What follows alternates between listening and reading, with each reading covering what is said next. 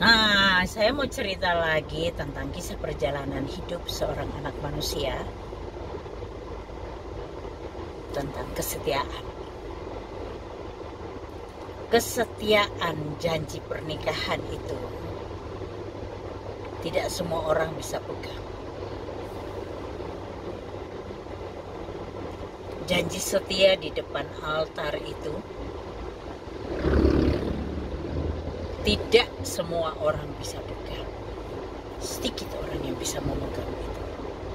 Hanya orang yang takut akan Tuhan yang bisa memegang janji setia di hadapan Tuhan. Walaupun dalam suka duka tetap bersama.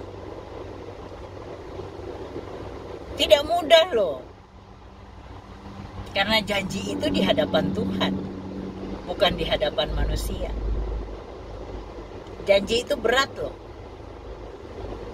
Sehidup semati, setia. Si istri sebagai penolong. Banyak orang yang ketika suaminya selingkuh, suaminya meninggalkan dia, banyak yang goyah iman. Apalagi dengan keadaan ekonomi yang tidak bagus. Aku punya seorang teman yang luar biasa banget. Dia bisa bertahan di dalam keadaan yang sangat sulit ini ketika suaminya meninggalkan dia dan 3 orang anaknya.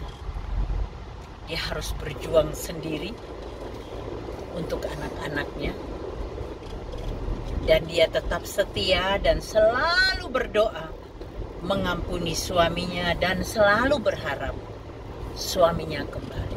Walaupun sampai hari ini sudah bertahun-tahun suaminya tidak pernah kembali lagi.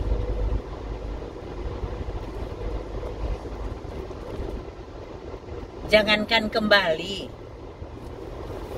sekedar berita, telepon gitu tidak pernah ada lagi. Sama sekali dia melepaskan tanggung jawabnya dia sebagai seorang suami, sebagai seorang ayah bagi anak-anaknya. Pergi aja dengan perempuan lain. Mungkin saat ini ada orang yang punya perjalanan hidup sama seperti yang saya ceritakan ini.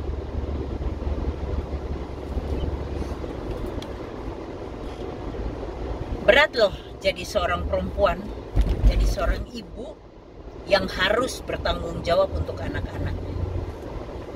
Seorang diri membesarkan anak-anaknya, menyekolahkan, mendidikan mereka untuk menjadi orang.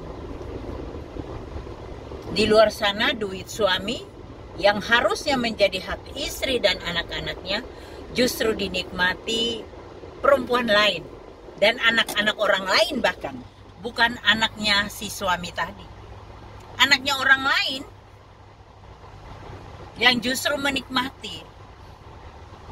Sebagai seorang manusia pasti ada rasa sakit yang luar biasa. Rasa geram yang luar biasa pada suaminya. Tapi ibu ini mau mengucap syukur dan mengampuni suaminya. Sungguh-sungguh mengampuni. Dan dia masih berharap Tuhan jamah hati suaminya, Tuhan pulihkan hidup suaminya dan bawa kembali suaminya ke dalam rumahnya. Ibu ini tetap setia melayani Tuhan. Dalam keterbatasannya, dia melayani Tuhan. Dia mengambil keputusan untuk melayani Tuhan. Ketika anak-anaknya sudah bekerja, sudah bisa punya kehidupan sendiri, walaupun mereka belum menikah, tapi mereka sudah bekerja, artinya untuk kehidupan sehari-hari anak-anaknya sudah bisa sendiri. Dia mengambil keputusan untuk melayani Tuhan. Luar biasa ibu ini.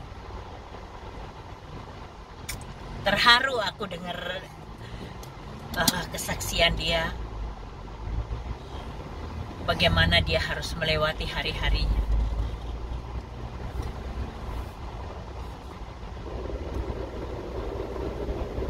Karena kesetiaan itu sulit kalau kita tidak punya satu komitmen dengan Tuhan. Kalau kita punya komitmen dengan Tuhan, kita takut akan Tuhan, pasti kita akan bersikap setia, mengambil keputusan untuk setia. Tapi kalau mau coba-coba melepaskan janji di hadapan Tuhan dan berlaku tidak setia, mudah banget. Si iblis juga senang sekali. Pasti senang sekali lah si iblis.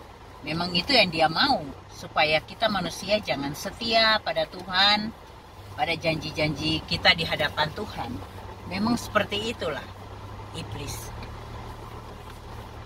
Jadi salut buat perempuan-perempuan di luar sana yang bisa mengambil satu keputusan untuk berlaku setia di hadapan Tuhan.